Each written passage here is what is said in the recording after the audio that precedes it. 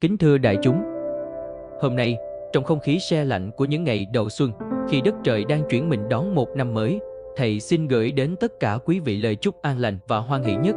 Chúc cho năm mới 2025 sẽ mang lại cho chúng ta thêm nhiều cơ hội để sống tỉnh thức, yêu thương và gieo trồng hạt giống từ bi. Tết Nguyên Đán, từ ngàn đời nay, đã trở thành biểu tượng thiêng liêng trong văn hóa và tâm hồn người Việt. Đó không chỉ là dịp để gia đình đoàn tụ, con cháu tri ân tổ tiên, mà còn là thời điểm để mỗi người tự quay về, nhìn lại hành trình sống của mình. Chúng ta đã sống thế nào trong năm qua? Có điều gì cần buông bỏ? Và làm sao để bước sang năm mới với tâm thế nhẹ nhàng hơn? Trong ánh sáng của giáo lý nhà Phật, Tết không chỉ là thời khắc để vui chơi hay tiệc tùng, mà còn là một lời nhắc nhở đầy ý nghĩa. Hãy sống sâu sắc, hãy thực hành chánh niệm, và hãy bắt đầu một năm mới bằng tình thương và lòng biết ơn. Vậy làm sao để Tết trở nên trọn vẹn mà vẫn giữ được sự an lạc trong tâm? Câu hỏi này, thầy sẽ cùng quý vị suy ngẫm qua buổi thuyết giảng hôm nay. Như thầy vừa chia sẻ, Tết là thời điểm thiêng liêng để mỗi chúng ta quay về với gia đình, với cội nguồn yêu thương. Nhưng bên cạnh niềm vui đoàn tụ, thầy cũng nhận ra rằng nhiều người đã vô tình để cho Tết trở thành một khoảng thời gian của sự bận rộn, mệt mỏi và thậm chí phát sinh nhiều thói quen không lành mạnh. Chúng ta có bao giờ tự hỏi, tại sao có những người sau Tết lại cảm thấy rã rời, không còn niềm vui? Phải chăng vì chúng ta đã ăn uống quá đà, vui chơi không chừng mực, hay chạy theo những hình thức phô trương, khiến tâm hồn dần xa rời sự an tĩnh? Thầy từng gặp một người mẹ tâm sự rằng, thưa thầy, mỗi lần Tết đến, con thấy lo nhiều hơn vui. Phải lo tiền bạc, lễ lạc, mà đôi khi còn quên cả cảm giác an lạc trong tâm mình. Điều này không lạ, vì Tết hiện đại đôi khi bị cuốn theo những guồng quay vật chất và áp lực. Thế nhưng, dưới ánh sáng của Phật Pháp, Tết có thể là dịp để chúng ta thực hành chánh niệm, nuôi dưỡng từ bi và xây dựng hạnh phúc đích thực. Vậy, làm sao để chúng ta ăn Tết đúng nghĩa, mà vẫn giữ được sự an lành trong tâm? Làm sao để Tết không chỉ là niềm vui ngắn ngủi, mà còn là cơ hội gieo trồng những hạt giống thiện lành? Trong buổi chia sẻ hôm nay, thầy sẽ cùng đại chúng khám phá những cách để ăn Tết thật sự trọn vẹn. Không chỉ qua việc sum họp gia đình mà còn bằng cách sống tỉnh thức, biết yêu thương và thực hành giáo lý Phật Pháp. Những lời dạy trong kinh điển như hãy biết đủ để luôn an lạc hay hãy quay về chính mình để tìm thấy bình yên sẽ là kim chỉ nam để chúng ta cùng nhau chuẩn bị cho một năm mới thật sự ý nghĩa. Thầy mong rằng qua buổi chia sẻ này, quý vị sẽ tìm được câu trả lời cho chính mình. Làm sao để Tết này trở thành Tết của sự hạnh phúc và tỉnh thức? Đại chúng nghĩ sao? Phải chăng Tết không chỉ là ăn ngon, mặc đẹp, mà còn là thời gian để tu tâm dưỡng tánh? Kính thưa đại chúng, như thầy đã nhắc ở phần trước, Tết không chỉ là dịp để chúng ta quây quần bên gia đình, mà còn là thời điểm để nhìn lại và thực hành lòng biết ơn. Tinh thần tri ân là cốt lõi của đạo làm người, và cũng là điều mà Đức Phật luôn nhắc nhở chúng ta phải khắc ghi trong lòng. Trong kinh điển, Đức Phật từng dạy, có hai người mà ta không thể đền đáp hết ân nghĩa trong đời này, đó là cha mẹ. Lời dạy này nhắc chúng ta rằng, dù ta có làm bao nhiêu điều tốt, có dâng lên cha mẹ những vật phẩm cao quý, thì cũng khó có thể sánh bằng công lao sinh thành và dưỡng dục của các ngài. Tết, vì vậy, là một dịp vô cùng ý nghĩa để chúng ta dừng lại, gửi lời cảm ơn đến cha mẹ mình, dù còn hiện tiền hay đã khuất bóng. Thầy nhớ một câu chuyện nhỏ về một người con xa quê nhiều năm. Anh ấy kể rằng, mỗi dịp Tết, con thường gửi tiền về cho mẹ, nhưng thưa thầy, con không nhớ lần cuối cùng con ngồi cạnh mẹ trong bữa cơm ngày đầu năm là khi nào. Chỉ khi mẹ anh ấy qua đời, anh mới nhận ra rằng, những đồng tiền gửi đi không thể nào thay thế được khoảnh khắc được ở gần mẹ, nắm tay mẹ và nghe mẹ kể chuyện ngày xưa. Điều này khiến thầy suy nghĩ, liệu chúng ta có đang lầm tưởng rằng việc thể hiện lòng biết ơn chỉ là những lễ vật, những món quà xa hoa? Có phải, đôi khi, lòng biết ơn đơn giản chỉ là sự hiện diện của ta bên cạnh người thân, với tâm thành kính và yêu thương? Đồng thời, trong giáo lý Phật Pháp, chúng ta cũng được nhắc nhở rằng, lòng biết ơn không chỉ dừng lại ở gia đình, mà còn mở rộng đến tổ tiên, người đi trước và thậm chí là tất cả chúng sinh. Ngày đầu năm, khi thắp hương trước bàn thờ tổ tiên, đó không chỉ là nghi lễ hình thức, mà là cơ hội để chúng ta kết nối với nguồn cội, tri ân những người đã đặt nền móng cho cuộc đời mình. Tuy nhiên, đại chúng lưu ý rằng, tri ân không có nghĩa là trói buộc mình vào những khuôn mẫu, lễ nghi phức tạp. Nếu ta quá chú trọng vào hình thức mà quên đi ý nghĩa sâu xa, thì có lẽ ta đang lạc mất con đường đúng đắn. Thầy xin hỏi, trong gia đình mình, có khi nào ta dành thời gian để nói lời biết ơn chân thành với cha mẹ hay chưa? Hãy nhớ rằng, Lòng biết ơn không cần phải phô trương, chỉ cần một nụ cười, một lời chúc đầu năm hay một cái ôm ấm áp cũng đủ làm người thân cảm nhận được tình yêu của chúng ta. Vậy năm nay, đại chúng có sẵn sàng để biến lòng biết ơn thành hành động thực tế, thay vì chỉ là những nghi lễ bên ngoài không? Như thầy đã chia sẻ, Tết không chỉ là dịp để tri ân tổ tiên và cha mẹ, mà còn là cơ hội quý giá để mỗi người chúng ta thực hành Phật Pháp. Đó là khoảng thời gian để quay về với chính mình, sống chậm lại và nuôi dưỡng những giá trị thiện lành. Trong cuộc sống hàng ngày, chúng ta thường bị cuốn theo công việc, lo toan và áp lực. Nhưng những ngày Tết là thời điểm mà ta có thể thực tập chánh niệm sâu sắc hơn. Đại chúng có biết chánh niệm là gì không? Chánh niệm, theo lời Đức Phật, là khả năng nhận biết rõ ràng từng hành động, từng lời nói, từng suy nghĩ của mình. Khi ta ngồi xuống bữa cơm ngày Tết, nếu ăn trong sự tỉnh thức, ta sẽ cảm nhận được hương vị thật sự của thức ăn và đồng thời biết ơn người đã nấu bữa ăn đó. Thầy xin kể một câu chuyện nhỏ. Có một vị cư sĩ đến hỏi một thiền sư rằng: "Thưa thầy, làm sao để con thực hành chánh niệm trong những ngày Tết khi nhà con luôn đông người, ồn ào?" Thiền sư mỉm cười và trả lời: "Con hãy bắt đầu bằng việc thở. Chỉ cần con thở thật sâu, thật chậm và mỉm cười, thì ngay cả giữa sự ồn ào, con vẫn có thể giữ được tâm an tĩnh." Ngoài chánh niệm, Tết còn là dịp để chúng ta thực hành bố thí và phóng sinh. Đây là những hành động mang lại nhiều phước báu, vừa giúp ích cho người khác, vừa nuôi dưỡng tâm từ bi trong chính mình. Đại chúng có bao giờ tự hỏi, khi mình cho đi một món quà nhỏ, một bữa cơm hay một lời an ủi, liệu mình có đang gieo mầm hạnh phúc không? Đức Phật dạy rằng, bố thí không phải chỉ là vật chất, mà còn là sự chia sẻ tình thương và trí tuệ. Vì thế, khi ta giúp đỡ ai đó trong dịp Tết, không cần phải cho đi những món quà lớn lao. Chỉ cần một lời chúc chân thành, một ánh mắt đầy yêu thương, cũng đủ để người nhận cảm thấy ấm lòng. Phóng sinh, một truyền thống đẹp vào dịp đầu năm, cũng là cách để ta giảm bớt sự tham, sân, si trong tâm. Nhưng hãy nhớ rằng, phóng sinh không chỉ là việc thả những con vật ra tự do, mà còn là một bài học nhắc nhở chúng ta về giá trị của sự sống, về trách nhiệm của mình với môi trường và muôn loài. Vậy năm nay, thay vì dành quá nhiều thời gian cho việc tiệc tùng hay vui chơi, liệu đại chúng có sẵn sàng để thực hành chánh niệm, bố thí và phóng sinh? Những việc làm này không chỉ mang lại niềm vui cho người khác, mà còn giúp chính ta gặt hái sự an lạc và thảnh thơi trong tâm hồn. Chúng ta cùng tìm hiểu về ăn Tết lành mạnh theo giáo lý nhà Phật. Trong không khí mùa xuân ấm áp, khi mỗi gia đình đều háo hức chuẩn bị cho những ngày Tết sum vầy, thầy rất hoan hỉ được chia sẻ với quý vị một chủ đề quan trọng: làm sao để giữ chánh niệm trong ăn uống, đặc biệt là trong dịp Tết. Ngày Tết, truyền thống ẩm thực đóng vai trò quan trọng. Các món ăn ngày Tết không chỉ thể hiện sự phong phú, đa dạng của văn hóa, mà còn là dịp để mọi người quây quần bên nhau. Nhưng có bao giờ quý vị tự hỏi, chúng ta đã ăn uống như thế nào trong những ngày này? Liệu những bữa ăn có mang lại sức khỏe, niềm vui và sự an lạc, hay vô tình trở thành nguyên nhân gây ra mệt mỏi, bệnh tật và cả những nhân bất thiện? Trong giáo lý nhà Phật, Đức Thế Tôn đã nhiều lần nhắc nhở các đệ tử về chánh niệm trong ăn uống. Đây không chỉ là cách để giữ gìn sức khỏe thân thể, mà còn giúp tâm trí chúng ta được thanh tịnh, an lành. Hôm nay, thầy sẽ cùng quý vị suy ngẫm và thực hành qua 3 nội dung chính. Lựa chọn thực phẩm chay, sạch và tránh sát sinh. Ăn uống có điều độ, không lạm dụng rượu bia hay những món gây hại cho sức khỏe. Tránh lãng phí thực phẩm, biết tri ân và trân trọng từng bữa ăn. 1. Lựa chọn thực phẩm chay, sạch và tránh sát sinh. Kính thưa quý vị, trong Kinh Tăng Chi Bộ, Đức Phật từng dạy: ai gieo nhân từ bi, người ấy sẽ gặt quả an lạc. Việc ăn uống không chỉ đơn thuần để nuôi sống cơ thể, mà còn phản ánh tâm từ bi của mỗi người. Ngày Tết, truyền thống của nhiều gia đình Việt là chuẩn bị rất nhiều món ăn mặn như gà, lợn, cá, với quan niệm có thịt mới đủ đầy. Nhưng liệu chúng ta có bao giờ nghĩ đến sự đau đớn và mất mát phía sau những món ăn ấy chưa?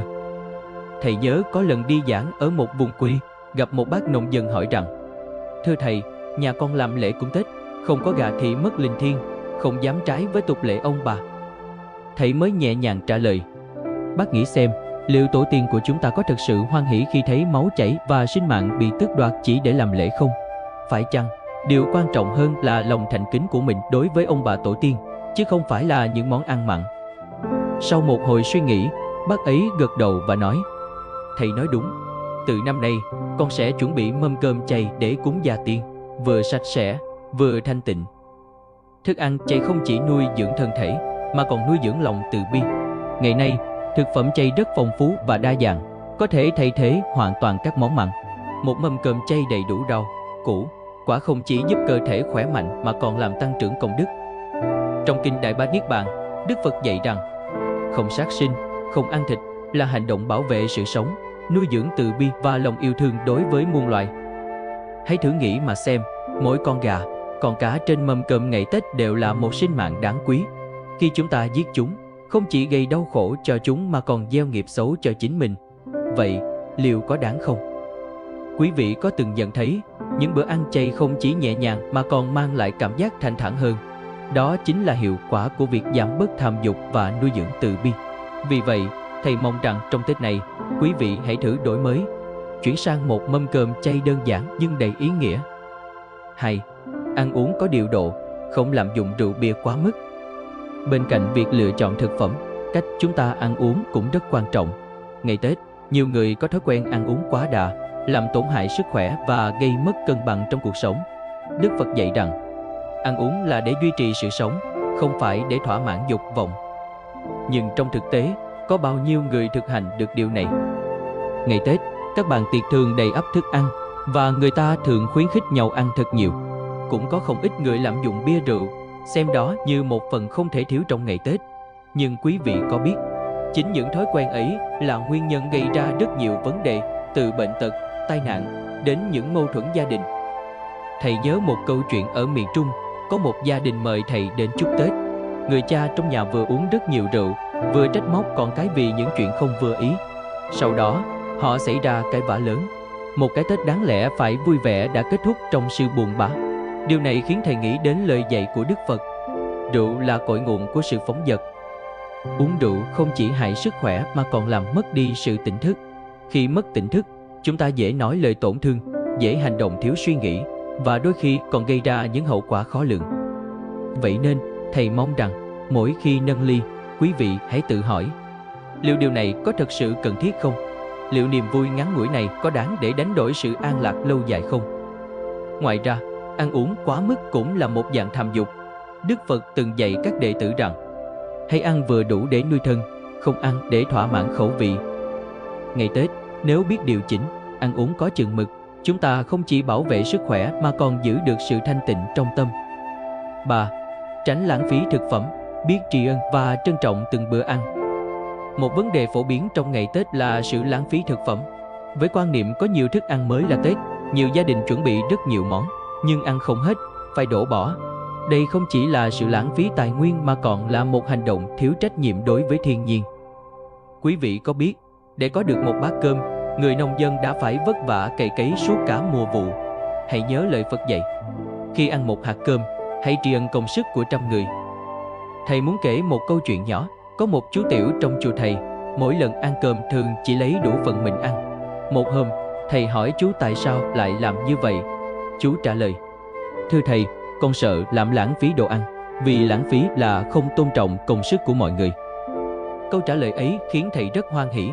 Nếu một chú tiểu nhỏ tuổi đã hiểu được điều này, thì chúng ta, những người lớn, càng nên ý thức hơn trong việc sử dụng thực phẩm.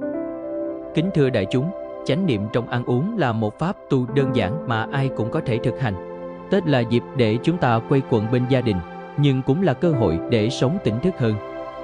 Thầy mong rằng, qua những lời chia sẻ hôm nay, mỗi người sẽ có được những thay đổi nhỏ nhưng ý nghĩa trong cách ăn uống, chuyển sang thực phẩm chay, ăn uống có chừng mực và luôn tri ân từng bữa ăn. Đó chính là cách để chúng ta có một cái Tết không chỉ no đủ mà còn an lành, hạnh phúc. Quý vị có suy nghĩ gì? Liệu một cái Tết thanh đạm và tỉnh thức có phải là món quà lớn nhất cho chính mình và gia đình không? Thầy rất mong được nghe chia sẻ từ quý vị. Tiếp theo chúng ta cùng tìm hiểu về hành động thiện lành trong dịp Tết.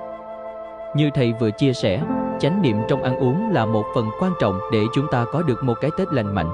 Nhưng ngoài việc nuôi dưỡng thân thể và tâm hồn qua những bữa ăn, chúng ta còn có thể làm giàu thêm công đức và niềm vui trong những ngày Tết bằng cách thực hành những hành động thiện lành. Tết không chỉ là dịp để nhận, mà còn là cơ hội quý giá để chúng ta cho đi. Đó là lúc để gieo những hạt giống yêu thương qua những việc làm nhỏ bé nhưng ý nghĩa. Vậy, chúng ta có thể làm gì để biến Tết trở thành một mùa yêu thương thật sự? 1. Tặng quà mang giá trị tinh thần. Thói quen tặng quà Tết đã trở thành một nét đẹp trong văn hóa truyền thống. Nhưng đôi khi, những món quà vật chất lại làm cho chúng ta bị áp lực, phải chạy theo hình thức hoặc giá trị bề ngoài. Có bao giờ quý vị tự hỏi, liệu món quà đắt tiền có thực sự mang lại hạnh phúc bền lâu cho người nhận? Thầy từng gặp một gia đình Phật tử, năm nào cũng dành rất nhiều thời gian để chọn những món quà sang trọng tặng đối tác và bạn bè. Nhưng người mẹ trong gia đình lại chia sẻ rằng: "Thưa thầy, đôi khi con cảm thấy những món quà ấy chỉ mang tính đối phó. Con mong tìm được điều gì đó thực sự ý nghĩa hơn." Thầy đã khuyên họ rằng: hãy thử tặng những món quà mang giá trị tinh thần, như một cuốn kinh, một quyển sách nói về lòng từ bi, hoặc đơn giản là những lời chúc xuất phát từ trái tim. Một món quà tinh thần không chỉ mang lại sự an lạc cho người nhận, mà còn giúp gieo duyên lành, khơi gợi trí tuệ và lòng từ bi. Đức Phật từng dạy rằng, tặng sách, tặng lời hay ý đẹp là gieo hạt giống thiện trong tâm trí người khác. Thầy nhớ có một lần, thầy tặng cho một người bạn một quyển sách nhỏ về thiền tập. Ban đầu, họ nhận một cách hờ hững, nhưng vài tháng sau, họ quay lại và nói với thầy rằng, quyển sách ấy đã thay đổi cuộc đời con. Từ đó, con bắt đầu tập thiền và cảm thấy tâm hồn nhẹ nhàng hơn. Quý vị thấy không, chỉ một món quà nhỏ nhưng nếu chọn đúng, có thể mang lại hiệu quả lớn lao. Vì vậy, trong Tết này, thay vì chạy theo những món quà đắt tiền, hãy nghĩ đến những món quà có giá trị tinh thần, những thứ có thể lan tỏa sự tỉnh thức và an lạc đến với mọi người. 2. Thực hành bố thí, giúp đỡ người khó khăn, phóng sinh. Trong dịp Tết, không phải ai cũng có điều kiện để tận hưởng niềm vui trọn vẹn. Có những người sống trong hoàn cảnh khó khăn, không có đủ cái ăn, cái mặc, hay những người già neo đơn mong mỏi một chút sự quan tâm. Vì vậy, thực hành bố thí trong dịp này không chỉ là cách chúng ta gieo phước báu, mà còn là cách để nuôi dưỡng lòng từ bi, yêu thương. Đức Phật từng dạy, bố thí là pháp hạnh cao quý nhất, vì qua đó, người cho và người nhận đều được an lạc. Ngày xưa, trong một chuyến đi hoằng pháp, thầy gặp một cậu bé ở vùng quê nghèo. Cậu bé nói với thầy rằng, thưa thầy, con rất thích đi học, nhưng gia đình con quá nghèo, nên con phải nghỉ để phụ giúp ba mẹ. Sau đó, thầy cùng các Phật tử địa phương đã quyên góp một ít tiền để giúp cậu bé tiếp tục việc học. Vài năm sau, cậu bé ấy viết thư cho thầy, chia sẻ rằng, thưa thầy, nhờ sự giúp đỡ ngày ấy, giờ đây con đã trở thành giáo viên. Con luôn ghi nhớ và muốn tiếp tục giúp đỡ những người như con ngày trước. Quý vị thấy không, đôi khi chỉ một hành động nhỏ, một chút chia sẻ, có thể thay đổi cả cuộc đời của một người khác.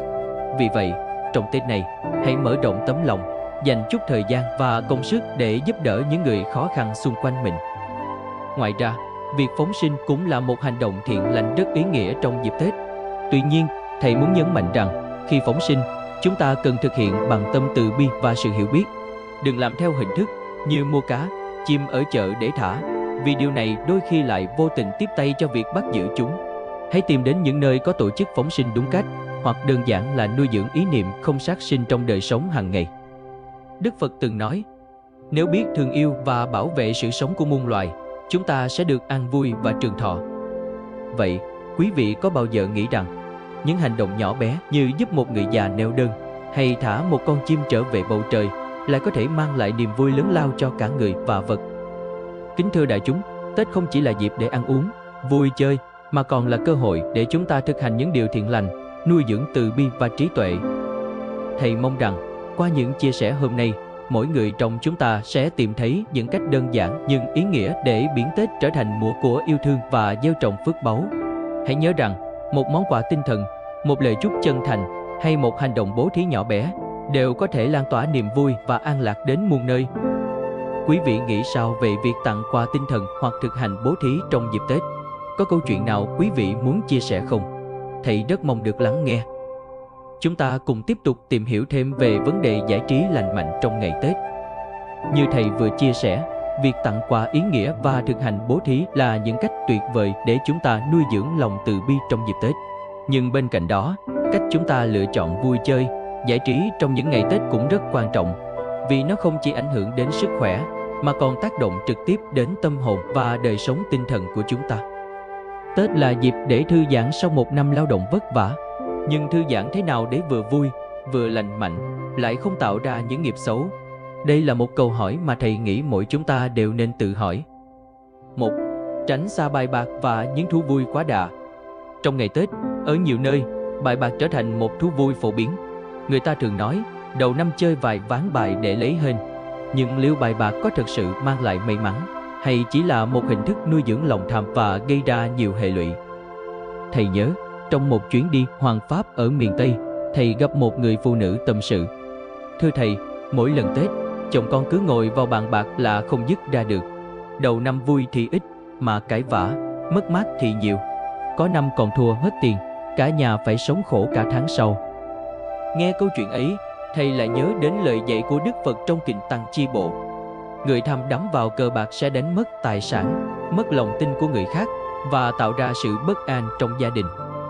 Bài bạc không chỉ khiến con người mất đi sự tỉnh thức, mà còn nuôi dưỡng lòng tham. Khi thắng, chúng ta muốn thắng nhiều hơn. Khi thua, chúng ta muốn gỡ gạc. Cuối cùng, cái mất lớn nhất chính là sự bình an trong tâm hồn. Ngoài bài bạc, còn có những hình thức vui chơi quá đà khác như tiệc tùng thâu đêm, ăn uống vô độ hoặc tiêu xài phung phí. Tất cả những điều này đều dễ dàng đưa chúng ta rơi vào trạng thái phóng dật, mất kiểm soát và tạo ra những nghiệp xấu. Vì vậy, thầy mong rằng trong Tết này, quý vị hãy giữ chừng mực trong mọi hoạt động. Quý vị có nghĩ rằng một cái Tết nhẹ nhàng, không bài bạc, không sa đà lại mang đến nhiều niềm vui và an lạc hơn không? Hay, hướng đến các hoạt động xây dựng. Thay vì chạy theo những thú vui dễ làm mất đi sự tỉnh thức, chúng ta có thể chọn những hoạt động mang tính xây dựng, giúp nuôi dưỡng trí tuệ và lòng từ bi. Một số gợi ý thầy muốn chia sẻ là đọc kinh, nghe pháp hoặc thực hành thiền định. Đọc kinh và nghe pháp trong những ngày đầu năm là một cách để chúng ta khởi đầu năm mới trong ánh sáng của chánh pháp. Đức Phật từng dạy rằng, nghe và hiểu pháp là ánh sáng xua tan bóng tối vô minh. Thầy nhớ có một gia đình Phật tử chia sẻ rằng, thưa thầy, từ khi cả nhà con có thói quen tụng kinh vào sáng mùng 1, không khí Tết trong gia đình con thay đổi hoàn toàn. Ai cũng cảm thấy nhẹ nhàng, ấm áp hơn, và dường như những mâu thuẫn cũ cũng tự nhiên tan biến. Khi chúng ta cùng nhau đọc kinh hoặc nghe pháp, không chỉ là để học hỏi lời dạy của Đức Phật, mà còn là cách để xây dựng sự gắn kết trong gia đình. Đó là lúc mọi người cùng quay về với giá trị tinh thần, cùng chia sẻ và yêu thương nhau. Ngoài ra, thực hành thiền định cũng là một phương pháp rất tốt để chúng ta cân bằng lại tâm hồn sau một năm bận rộn. Ngày Tết, giữa những niềm vui và tiếng cười, thỉnh thoảng hãy dành ra vài phút để ngồi xuống, nhắm mắt lại và quan sát hơi thở của mình. Thầy muốn kể một câu chuyện nhỏ. Có một lần, thầy dẫn một nhóm Phật tử đi thiền hành vào sáng mùng 1. Ban đầu, họ cảm thấy bỡ ngỡ, nhưng khi bước từng bước chậm rãi, họ nói rằng, thưa thầy, đây là lần đầu tiên con cảm nhận được mùa xuân rõ ràng đến vậy. Con nghe thấy tiếng chim hót, mùi hoa cỏ và cả sự sống đang lan tỏa quanh mình. Thiền không chỉ giúp chúng ta thư giãn, mà còn là cách để kết nối với chính mình và với thiên nhiên. Thầy tin rằng nếu mỗi gia đình đều dành chút thời gian để thực hành thiền hoặc tụng kinh vào dịp Tết, không khí gia đình sẽ trở nên ấm áp, an lạc hơn rất nhiều. Kính thưa đại chúng, Tết là dịp để nghỉ ngơi và vui chơi, nhưng cũng là thời điểm rất dễ làm mất đi sự tỉnh thức nếu chúng ta không biết cách kiểm soát. Vì vậy, thầy mong rằng qua những chia sẻ hôm nay, mỗi người sẽ tìm thấy cho mình những cách giải trí lành mạnh, mang lại niềm vui bền lâu và an lạc thật sự. Hãy tránh xa bài bạc và những thú vui quá đà. Hãy dành thời gian để đọc kinh, nghe pháp hoặc thực hành thiền định. Những hoạt động này không chỉ giúp chúng ta thư giãn, mà còn là cách để gieo trồng những hạt giống thiện lành trong tâm hồn. Quý vị nghĩ sao? Liệu một cái Tết với những niềm vui đơn giản nhưng ý nghĩa như vậy có làm cho cuộc sống của chúng ta nhẹ nhàng hơn không? Thầy rất mong được lắng nghe suy nghĩ và chia sẻ từ đại chúng. Tiếp theo chúng ta cùng đi sâu về xây dựng tâm an lạc trong ngày Tết bằng chánh niệm trong giao tiếp.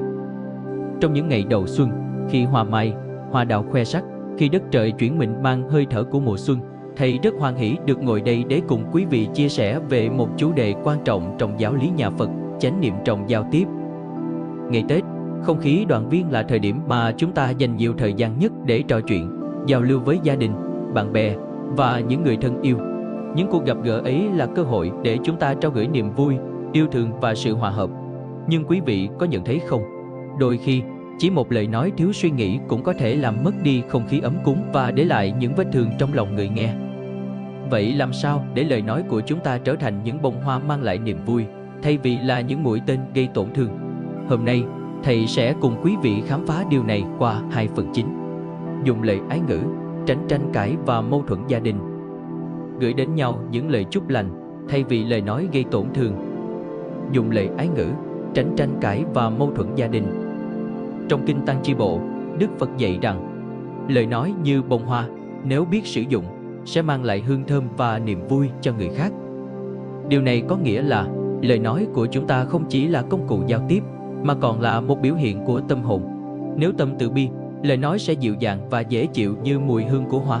Ngược lại, nếu tâm còn tham sân si, lời nói dễ trở thành nguồn gốc của mâu thuẫn và đau khổ.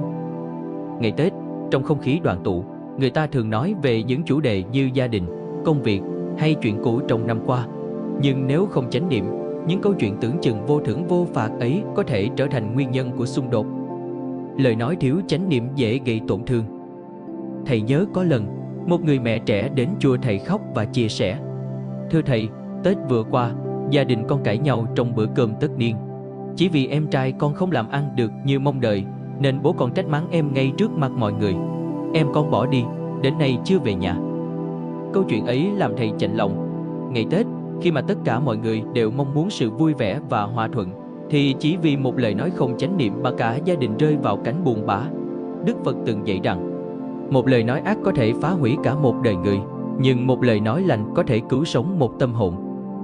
Quý vị thấy không, chỉ một câu nói cũng đủ để thay đổi cả một mối quan hệ.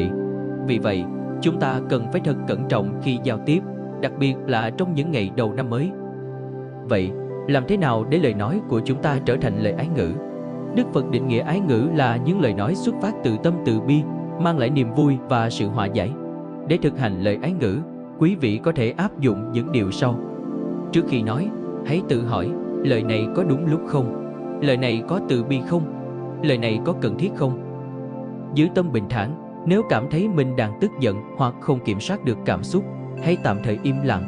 Đức Phật dạy rằng, im lặng là vàng khi lời nói có thể gây ra tổn thương.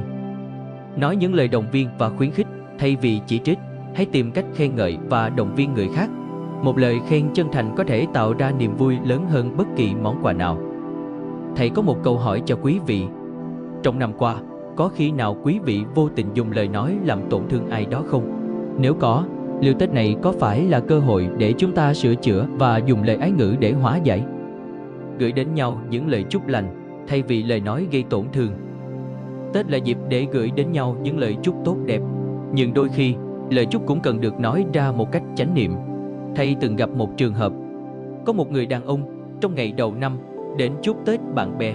Khi gặp một người bạn cũ chưa lập gia đình, ông đùa cợt: "Chúc năm nay cậu đừng ế nữa nhé." Câu nói tưởng chừng vui vẻ ấy lại khiến người bạn kia cảm thấy tự ái và buồn bã. Sau đó, họ không còn liên lạc với nhau nữa. Đức Phật dạy rằng, lời nói là món quà. Nếu không thể làm người khác vui, hãy im lặng để giữ hòa khí. Vì vậy, trong dịp Tết, khi chúc nhau, chúng ta cần chú ý. Lời chúc phải xuất phát từ lòng chân thành, hãy chúc những điều thật sự ý nghĩa, như sức khỏe, an lạc, hạnh phúc, thay vì những lời nói đùa cợt vô ý.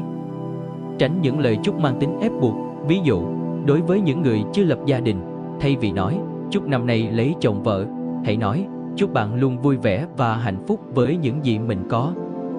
Câu chuyện về lời chúc chân thành. Thầy từng nghe kể về một vị thiền sư.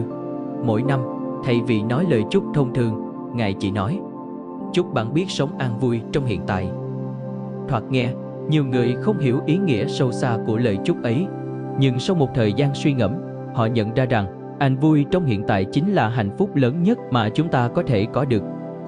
Kính thưa đại chúng, giao tiếp không chỉ là trao đổi lời nói, mà còn là cách chúng ta xây dựng hòa hợp và tình yêu thương trong cuộc sống. Trong dịp Tết, hãy thực hành lời ái ngữ, tránh xa những tranh cãi và gửi đến nhau những lời chúc chân thành, xuất phát từ trái tim. Quý vị nghĩ sao về việc thực hành lời ái ngữ trong giao tiếp? Liệu một lời nói nhẹ nhàng, yêu thương có thể làm thay đổi không khí trong gia đình không? Thầy rất mong được lắng nghe suy nghĩ và chia sẻ từ đại chúng. Tiếp theo, chúng ta hãy cùng tìm hiểu từ bi và bao dung để xây dựng tâm an lạc trong ngày Tết.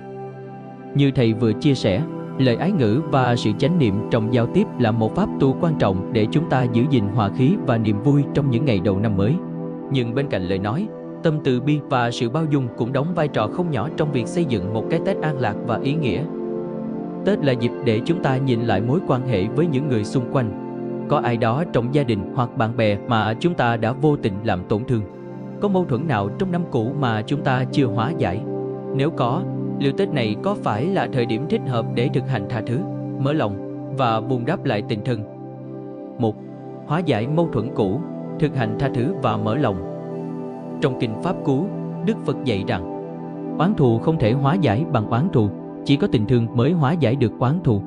Đây là chân lý muôn đời. Thầy tin rằng, mỗi người trong chúng ta, dù muốn hay không, đều từng có những lần bị tổn thương hoặc làm tổn thương người khác. Những vết thương ấy, nếu không được chữa lành, sẽ tích tụ trong lòng và trở thành những gánh nặng vô hình, làm cho tâm trí chúng ta không thể an lạc. Thầy nhớ có một câu chuyện. Có một người đàn ông đến gặp Đức Phật và nói, Bạch Đức Thế Tôn, con đã làm nhiều điều sai lầm trong quá khứ. Làm sao để con được thanh thản? Đức Phật hỏi lại, nếu ông cầm một viên đá và buộc nó vào lưng, ông có thấy nặng không? Người đàn ông trả lời, thưa, rất nặng. Đức Phật mỉm cười, vậy nếu ông buông viên đá xuống, lưng ông có nhẹ không? Người đàn ông gật đầu, thưa vâng. Đức Phật nói, oán hận cũng giống như viên đá ấy. Nếu ông buông bỏ, tâm ông sẽ nhẹ nhàng và thanh thản. Quý vị thấy không? Những mâu thuẫn, hận thù chỉ làm cho tâm hồn chúng ta thêm nặng nề. Nhưng khi chúng ta thực hành tha thứ, không chỉ người kia được giải thoát, mà chính bản thân chúng ta cũng được tự do. 2. Tha thứ không phải là yếu đuối, mà là sức mạnh của lòng từ bi. Thầy từng gặp một người phụ nữ, suốt nhiều năm không nói chuyện với anh trai mình vì một tranh chấp nhỏ về tài sản. Khi đến chùa, chị ấy tâm sự, thưa thầy, con muốn tha thứ nhưng cứ nghĩ đến chuyện cũ, con lại thấy tức giận. Thầy khuyên chị rằng, hận thù giống như một viên than nóng. Người cầm viên than để ném người khác, trước tiên sẽ tự làm bỏng tay mình. Vì vậy, tha thứ không phải là tha cho người kia, mà là tha cho chính mình. Sau một thời gian suy ngẫm, chị ấy đã chủ động liên lạc với anh trai mình và hóa giải mâu thuẫn.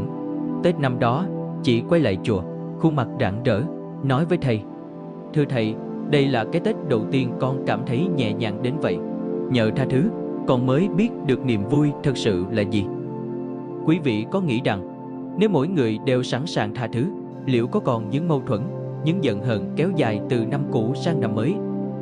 3. Xây dựng sự hòa thuận, vun đắp tình thân. Tết không chỉ là dịp để hòa giải, mà còn là thời điểm để vun đắp lại tình thân. Trong gia đình, đôi khi sự bận rộn của cuộc sống khiến chúng ta ít có cơ hội trò chuyện và thấu hiểu nhau. Nhưng Tết là lúc mọi người ngồi lại bên nhau, không chỉ để ăn uống mà còn để chia sẻ, cảm thông và xây dựng sự hòa thuận. Đức Phật dạy rằng, một gia đình hòa hợp, yêu thương nhau là phước báu lớn nhất. Thầy nhớ có một câu chuyện. Ở một ngôi làng nhỏ, có một gia đình sống rất hòa thuận. Bí quyết của họ là mỗi sáng đầu năm, tất cả các thành viên sẽ cùng ngồi lại và nói những lời cảm ơn với nhau. Người cha sẽ nói, cảm ơn các con đã mang lại niềm vui cho cha mẹ. Người mẹ sẽ nói, cảm ơn chồng và các con đã luôn bên mẹ. Cứ như vậy, họ duy trì thói quen này suốt nhiều năm. Khi được hỏi tại sao lại làm như vậy, người cha nói, chúng tôi muốn mọi người trong gia đình cảm nhận được tình thương và sự trân trọng ngay từ ngày đầu năm. Nhờ vậy, cả năm đều hòa thuận. Quý vị có nghĩ rằng, nếu chúng ta cũng thực hành việc nói lời cảm ơn và thể hiện sự trân trọng với nhau, liệu gia đình chúng ta có thể trở nên hòa hợp và hạnh phúc hơn không?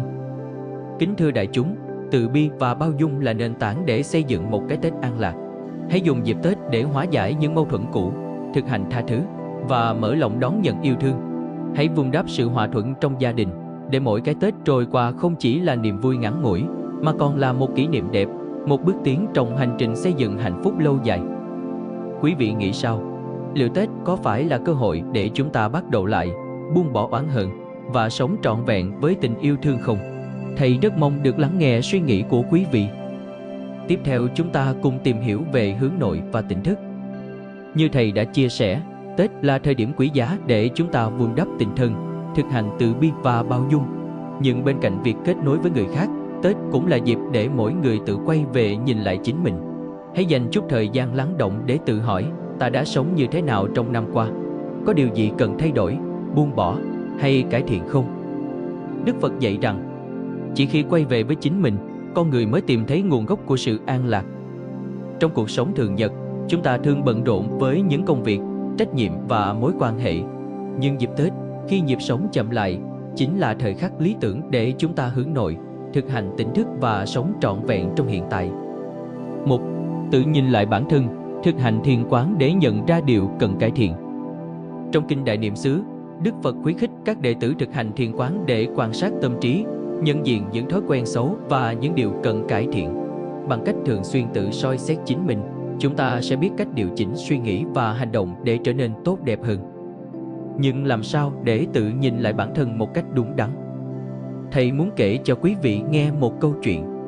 Có một người đệ tử đến hỏi Đức Phật: Bạch Thế Tôn, làm thế nào để con nhận ra những lỗi lầm của mình? Đức Phật trả lời: Con hãy tưởng tượng mình đứng trước một tấm gương trong suốt. Nếu gương sáng, con sẽ thấy rõ khuôn mặt mình. Cũng vậy, khi tâm con tĩnh lặng và không bị che lấp bởi tham, sân, si, con sẽ dễ dàng nhận ra lỗi lầm của mình và biết cách sửa đổi. Điều này có nghĩa là, để tự nhìn lại bản thân, chúng ta cần rèn luyện sự tĩnh lặng trong tâm hồn. Một cách rất hiệu quả để đạt được điều này là thực hành thiền quán. Thực hành thiền quán trong ngày Tết. Tết là lúc mọi người nghỉ ngơi, nhưng thay vì chỉ vui chơi, hãy dành vài phút mỗi ngày để ngồi xuống, nhắm mắt lại và quan sát tâm mình. Quý vị có thể bắt đầu bằng cách tự hỏi: trong năm qua, ta đã làm được những gì tốt đẹp? Có điều gì ta làm khiến người khác buồn hay tổn thương không? Những thói quen nào cần thay đổi để cuộc sống trở nên ý nghĩa hơn? Khi thực hành thiền quán, hãy nhớ lời Đức Phật: đừng phán xét bản thân, mà hãy quan sát với lòng từ bi. Điều này có nghĩa là, nếu nhận ra lỗi lầm, đừng tự trách mình, mà hãy xem đó như một cơ hội để trưởng thành. Quý vị nghĩ sao? Liệu Tết này, chúng ta có thể dành ít thời gian để thực hành thiền quán, thay vì chỉ chạy theo những cuộc vui bên ngoài? 2. Sống trong hiện tại, không quá lo lắng về tương lai hay hối tiếc quá khứ. Trong cuộc sống, chúng ta thường bị mắc kẹt giữa hai trạng thái, hoặc hối tiếc những gì đã qua, hoặc lo lắng cho những điều chưa đến. Nhưng Đức Phật dạy rằng, quá khứ đã qua, tương lai chưa tới, chỉ có hiện tại là thực tại nhiệm màu. Ngày Tết, nhiều người có thói quen nhìn lại năm cũ với những cảm giác tiếc nuối, hoặc vạch ra quá nhiều kế hoạch cho năm mới, rồi tự tạo áp lực cho bản thân. Nhưng quý vị có nghĩ rằng, điều quan trọng nhất không phải là quá khứ hay tương lai, mà là cách chúng ta sống trong giây phút hiện tại. Làm sao để sống trọn vẹn trong hiện tại? Thực hành chánh niệm. Chánh niệm không phải là điều gì xa vời, mà đơn giản là chú tâm vào những gì đang diễn ra. Trong ngày Tết, khi ăn uống, hãy cảm nhận hương vị của từng món ăn. Khi trò chuyện với người thân, hãy lắng nghe bằng cả trái tim, thay vì chỉ đáp lời một cách qua loa. Buông bỏ những gánh nặng của quá khứ. Có một câu chuyện thế này: hai vị thiền sư đang đi trên đường thì gặp một người phụ nữ muốn qua sông nhưng không dám lội nước. Một vị thiền sư đã cõng bà qua sông. Sau đó, người bạn đồng hành hỏi: tại sao anh lại cõng bà ấy? Chúng ta là tu sĩ, không nên chạm vào phụ nữ. Vị thiền sư mỉm cười đáp: tôi đã đặt bà ấy xuống ngay khi qua sông, còn anh, tại sao vẫn còn mang bà ấy trong tâm?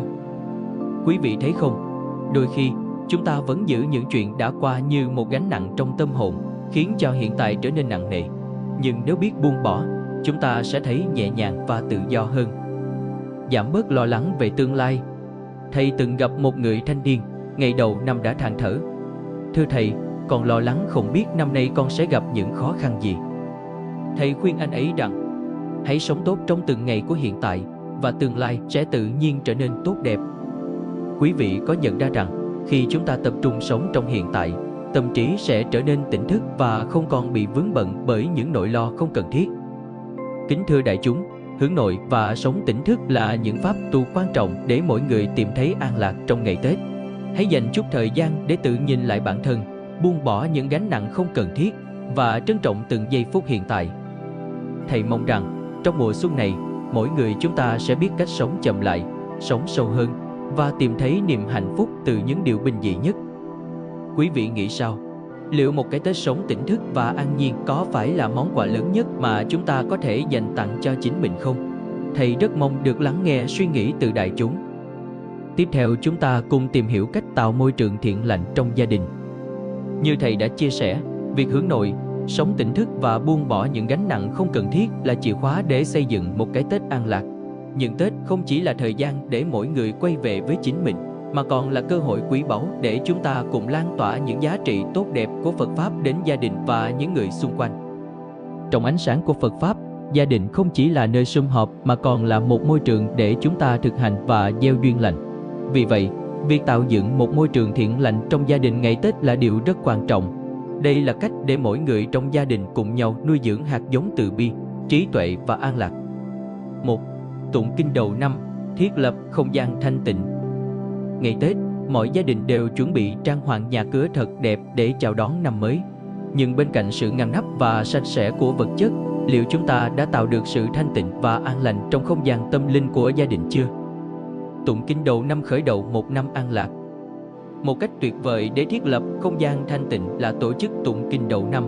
Đức Phật từng dạy rằng, nghe và đọc kinh không chỉ làm sáng trí tuệ, mà còn mang lại bình an cho tâm hồn. Việc tụng kinh không chỉ giúp thanh lọc tâm trí, mà còn tạo ra một năng lượng tích cực lan tỏa khắp ngôi nhà.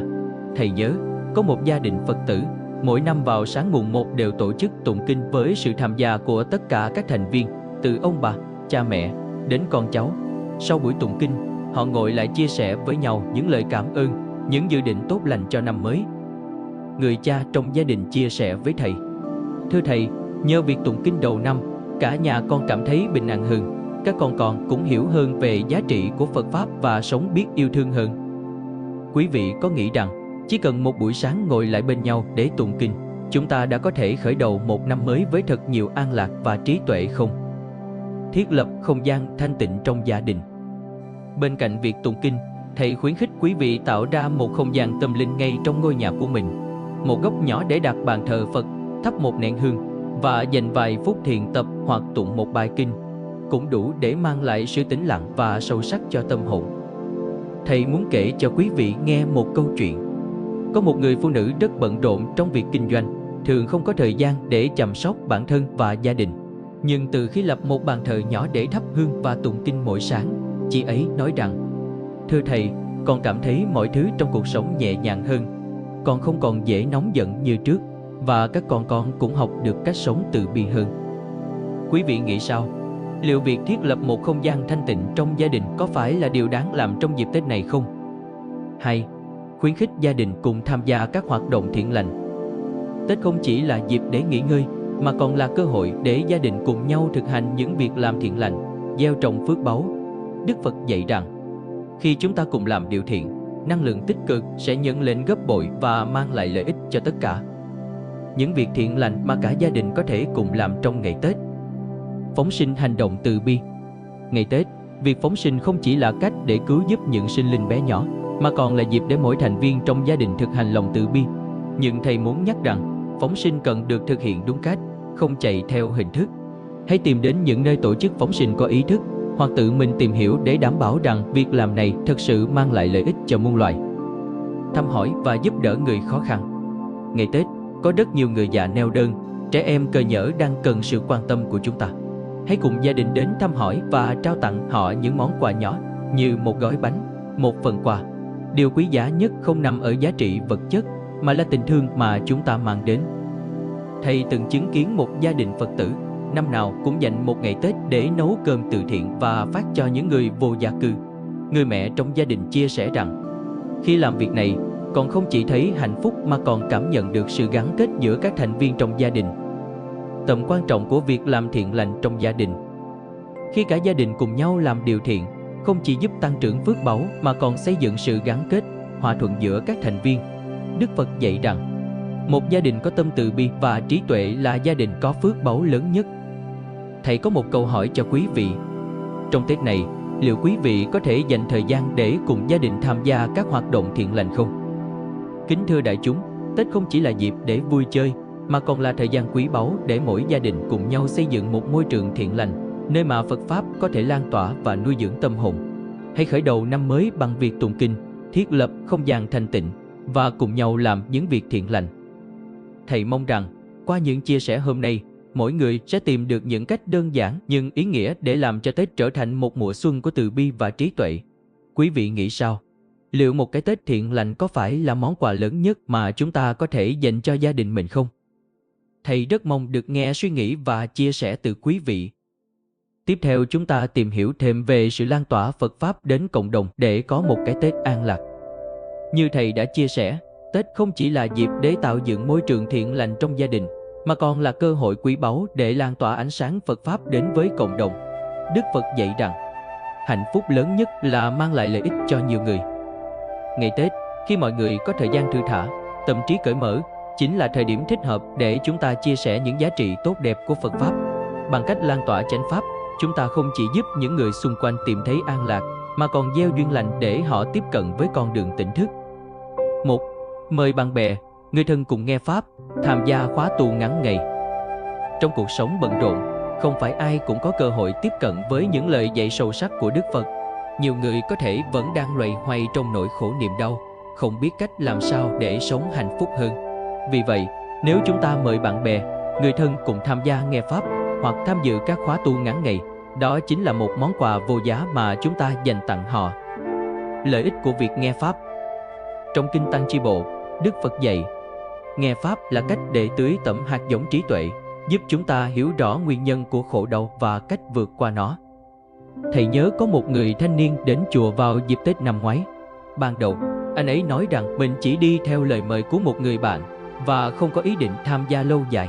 Nhưng sau khi nghe một bài Pháp về 4 sự thật cao quý, anh ấy xúc động nói với thầy, thưa thầy, con không ngờ rằng những khổ đau của mình lại có thể được giải thích rõ ràng như vậy. Giờ đây, con hiểu rằng con cần thay đổi cách sống để tìm thấy bình an. Từ đó, anh ấy thường xuyên đến chùa, tham gia tụng kinh, nghe Pháp và cuộc sống đã thay đổi tích cực hơn rất nhiều. Mời người thân tham gia khóa tu ngắn ngày. Ngày nay, nhiều chùa tổ chức các khóa tu ngắn ngày vào dịp Tết, nơi mọi người có thể cùng nhau thực hành thiền tập, nghe Pháp thoại và tụng kinh. Đây không chỉ là cơ hội để tìm lại sự cân bằng trong tâm hồn, mà còn là dịp để gia đình, bạn bè gắn kết hơn qua những giờ phút tĩnh lặng và sâu sắc. Có một gia đình Phật tử, năm nào cũng dành một ngày Tết để tham dự khóa tu tại chùa. Người mẹ trong gia đình chia sẻ, thưa thầy, khóa tu không chỉ giúp con giảm bớt căng thẳng, mà còn giúp các con học được cách sống yêu thương và biết nghĩ cho người khác. Quý vị nghĩ sao? Tết này, liệu chúng ta có thể mời một người bạn, một người thân cùng đến chùa, hoặc đơn giản là cùng nghe một bài Pháp thoại? 2. Chia sẻ các bài Pháp thoại về cách sống hạnh phúc, ý nghĩa. Ngày Tết, khi gặp gỡ bạn bè, người thân, chúng ta thường chia sẻ những câu chuyện đời thường hoặc những kế hoạch cho năm mới. Nhưng thay vì chỉ nói những điều mang tính hình thức, tại sao chúng ta không thử chia sẻ một bài Pháp thoại ý nghĩa hoặc một lời dạy của Đức Phật? Sức mạnh của những lời dạy từ Phật Pháp. Đức Phật dạy rằng, một lời nói chân thật, đúng thời điểm, có giá trị hơn ngàn lời nói suông. Thầy nhớ có một người Phật tử, ngày Tết đến thăm bạn bè và mang theo một cuốn sách nhỏ về thiền tập. Anh ấy không nói gì nhiều, chỉ tặng cuốn sách và khuyên bạn mình thử đọc khi rảnh. Vài tháng sau, người bạn kia gọi điện cho anh, nói rằng cuốn sách đã thay đổi cuộc sống của anh ấy. Những bài Pháp thoại, những câu chuyện ngắn từ giáo lý nhà Phật, đôi khi không cần phải giảng giải quá nhiều, nhưng có thể gieo một hạt giống thiện lành trong tâm người nghe. Chia sẻ Phật Pháp qua phương tiện hiện đại. Ngày nay, việc chia sẻ Phật Pháp trở nên dễ dàng hơn bao giờ hết nhờ vào công nghệ. Chúng ta có thể gửi một đường link của một bài Pháp thoại trên YouTube, một đoạn văn ý nghĩa từ kinh điển, hoặc thậm chí chia sẻ cảm nhận của mình về những gì đã học được từ Phật Pháp. Thầy từng biết một chị Phật tử, mỗi năm vào ngày mùng 1, chị ấy viết một bài chia sẻ ngắn gọn trên mạng xã hội, nói về cách Phật Pháp đã giúp chị ấy vượt qua khó khăn. Bài viết ấy không chỉ nhận được nhiều sự đồng cảm, mà còn khơi dậy sự tò mò về Phật Pháp đối với những người chưa từng tìm hiểu. Quý vị có nghĩ rằng, chỉ cần một hành động nhỏ, như chia sẻ một bài Pháp thoại hay một câu kinh ý nghĩa, chúng ta đã có thể lan tỏa ánh sáng của chánh Pháp đến với nhiều người không? Lan tỏa Phật Pháp món quà ý nghĩa cho cộng đồng. Kính thưa đại chúng, ngày Tết không chỉ là dịp để vui chơi, mà còn là cơ hội để chúng ta mang ánh sáng của Phật Pháp đến với cộng đồng. Bằng cách mời bạn bè, người thân cùng nghe Pháp, tham gia khóa tu, hoặc chia sẻ những bài học ý nghĩa từ giáo lý nhà Phật, chúng ta đang gieo những hạt giống thiện lành cho một tương lai an lạc hơn. Thầy mong rằng, trong mùa xuân này, mỗi người sẽ tìm được niềm vui không chỉ trong việc nhận, mà còn trong việc cho đi những giá trị tinh thần cao quý nhất mà Phật Pháp mang lại. Quý vị nghĩ sao? Liệu một bài Pháp thoại, một lời chia sẻ chân thành có thể làm thay đổi cuộc sống của một người không? Thầy rất mong được nghe suy nghĩ và chia sẻ từ quý vị. Vậy là chúng ta đã cùng nhau đi qua một hành trình đầy ý nghĩa, từ việc xây dựng chánh niệm trong ăn uống, thực hành lời ái ngữ trong giao tiếp, mở lòng từ bi, đến lan tỏa ánh sáng Phật Pháp trong gia đình và cộng đồng. Bây giờ, thầy xin phép được tóm tắt lại những điều cốt lõi mà chúng ta đã chia sẻ, để mỗi người có thể mang theo những bài học này, áp dụng vào cuộc sống, đặc biệt là trong dịp Tết sắp tới. 1. Biết ơn là gốc rễ của hạnh phúc.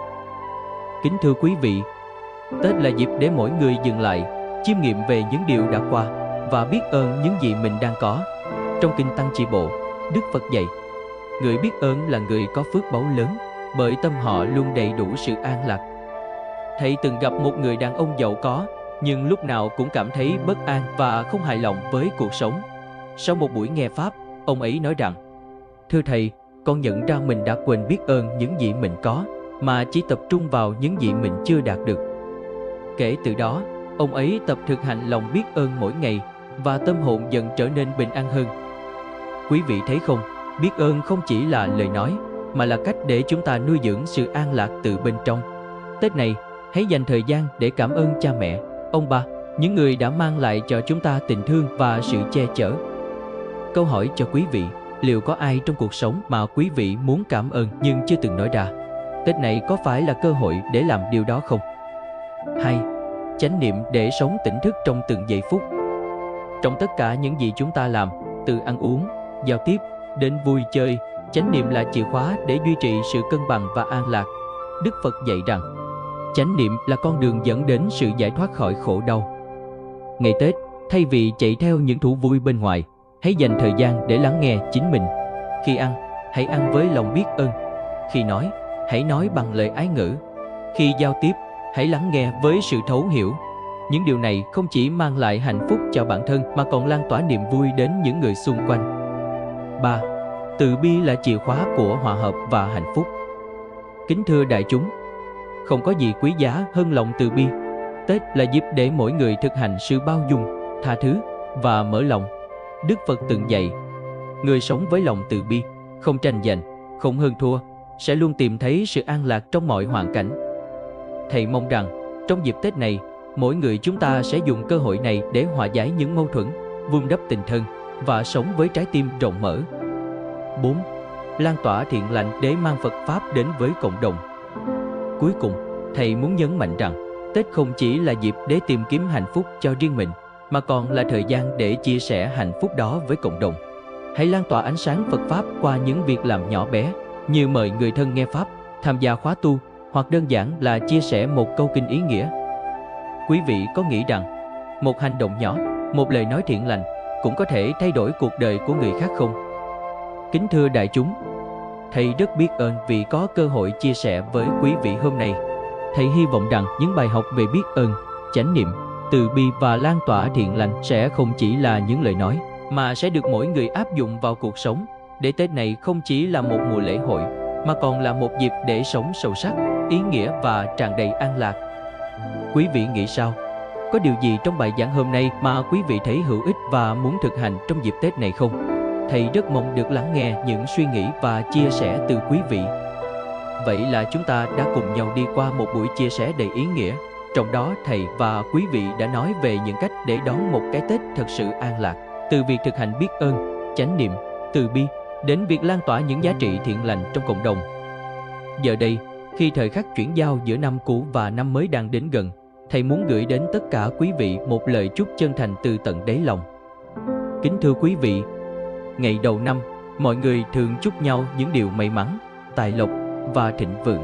Nhưng dưới ánh sáng của Phật Pháp, thầy muốn gửi đến quý vị một lời chúc khác, sâu sắc và ý nghĩa hơn. Thầy chúc quý vị một năm mới thật sự an lạc.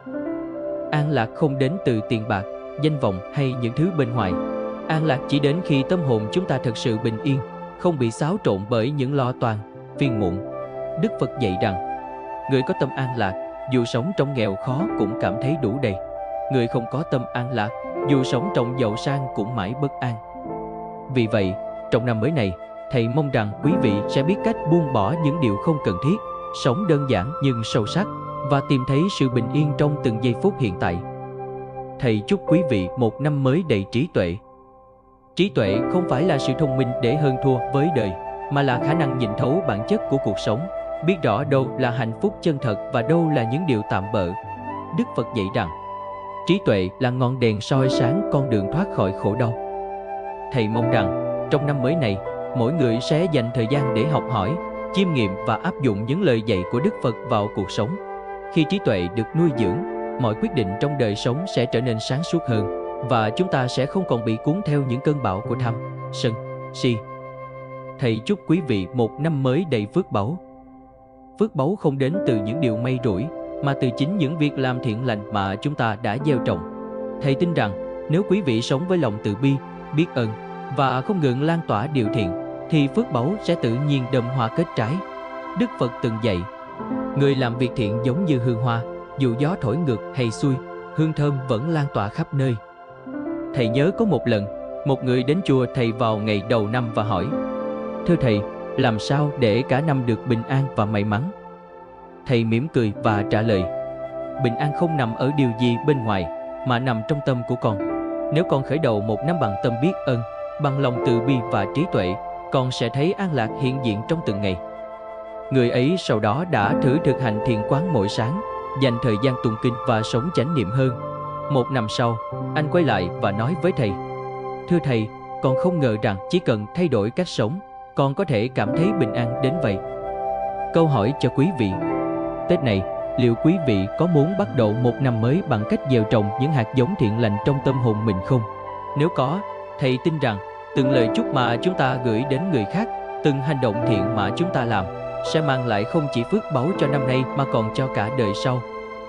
Kính thưa đại chúng, trong ánh sáng của mùa xuân mới, thầy xin cầu chúc cho tất cả quý vị một năm mới tràn đầy an lạc, trí tuệ và phước báu. Hãy để từng ngày trôi qua đều là những ngày sống tỉnh thức, để từng lời nói, từng hành động đều là những hạt giống thiện lành gieo xuống mảnh đất của cuộc đời. Nếu quý vị có điều gì muốn chia sẻ, hoặc có bất kỳ câu hỏi nào về cách sống an lạc trong năm mới, thầy rất mong được lắng nghe và cùng quý vị học hỏi. Vậy là chúng ta đã đi đến phần cuối cùng của bài chia sẻ ngày hôm nay. Trước khi kết thúc, thầy muốn gửi đến quý vị một lời động viên, một lời nhắc nhở nhẹ nhàng, rằng tất cả những điều chúng ta vừa lắng nghe sẽ chỉ thực sự mang lại ý nghĩa khi được áp dụng vào cuộc sống hàng ngày. Phật Pháp không nằm ở những lời nói đẹp, mà nằm trong từng hành động nhỏ của chúng ta. Vì vậy, Tết này, thầy mong rằng mỗi người sẽ dành thời gian để thực hành những lời dạy của Đức Phật, để biến Tết thành một dịp thực sự ý nghĩa và tràn đầy an lạc. Tết không chỉ là thời điểm để nghỉ ngơi, vui chơi hay đoàn tụ, mà còn là một dịp để mỗi người tự nhắc nhở mình về những giá trị cốt lõi trong giáo lý nhà Phật. Đức Phật dạy rằng, mỗi ngày là một cơ hội để gieo trồng hạt giống thiện lành. Ngày Tết, khi mọi thứ xung quanh đều mới mẻ, chúng ta cũng có thể chọn cách làm mới tâm hồn mình. Thay vì chỉ chạy theo những niềm vui tạm bợ, hãy thử làm một điều gì đó mang lại giá trị bền lâu hơn. Gửi lời biết ơn đến cha mẹ, người thân. Dành thời gian để tự nhìn lại chính mình, buông bỏ những điều không cần thiết. Thực hành lòng từ bi qua những hành động thiện lành như phóng sinh, bố thí hay đơn giản là một lời nói nhẹ nhàng. Quý vị nghĩ sao? Nếu mỗi người trong gia đình đều áp dụng những lời dạy Phật Pháp, liệu không khí Tết có trở nên thanh tịnh và an lạc hơn không? Thầy nhớ có một người đệ tử trẻ, năm nào cũng đến chùa vào dịp cuối năm để nghe Pháp. Anh ấy từng nói với thầy rằng, thưa thầy, con nghe rất nhiều bài giảng, nhưng con vẫn cảm thấy cuộc sống của mình chưa thay đổi nhiều. Thầy mới hỏi anh ấy, con đã áp dụng được bao nhiêu phần trong những điều con nghe? Anh ấy ngập ngừng, thưa thầy, con vẫn chưa thực hành nhiều lắm. Thầy mỉm cười và kể cho anh nghe câu chuyện về một người nông dân. Người nông dân ấy có rất nhiều hạt giống quý, nhưng anh ta chỉ để chúng trên kệ mà không đem gieo trồng. Kết quả là những hạt giống ấy không bao giờ nảy mầm và mang lại hoa trái. Quý vị thấy không? Phật Pháp giống như những hạt giống quý, nhưng nếu chúng ta không áp dụng vào cuộc sống, chúng sẽ mãi mãi nằm yên. Vì vậy, điều quan trọng nhất là hãy bắt đầu thực hành, dù chỉ bằng những việc nhỏ bé, nhưng ý nghĩa. Thầy tin rằng, chỉ cần một chút thay đổi nhỏ trong cách sống, Tết của chúng ta sẽ trở nên khác biệt hơn. Hãy thử bắt đầu bằng những việc đơn giản. Tụng một bài kinh vào sáng mùng 1 để khởi đầu năm mới an lạc. Dành vài phút mỗi ngày để thiền định, tĩnh tâm và lắng nghe chính mình. Gửi đến mọi người những lời chúc chân thành, không hình thức, nhưng đầy tình yêu thương. Chia sẻ một bài pháp thoại hay một câu kinh ý nghĩa với bạn bè, người thân. Tất cả những điều này không chỉ mang lại niềm vui cho bản thân mà còn là cách để lan tỏa Phật Pháp, giúp mọi người xung quanh tìm thấy an lạc. Kính thưa quý vị, thầy rất hoan hỷ khi được chia sẻ với đại chúng ngày hôm nay trên kênh Tuệ Tâm Huyền Nhiệm. Thầy hy vọng rằng qua bài giảng này, mỗi người sẽ tìm thấy động lực để sống một cái Tết thật sự ý nghĩa, trọn vẹn và đầy yêu thương. Nếu quý vị thấy những chia sẻ này hữu ích, xin hãy nhấn like, share để lan tỏa những giá trị tốt đẹp của Phật Pháp đến với nhiều người hơn. Đừng quên nhấn subscribe kênh Tuệ Tâm Huyền Nhiệm để không bỏ lỡ những bài giảng tiếp theo. Kính chúc tất cả quý vị một năm mới an lạc, trí tuệ và đầy phước báu. Hãy luôn nhớ rằng, sự an lạc không ở đâu xa, mà nằm ngay trong tâm hồn của mỗi người. Chúc mừng năm mới!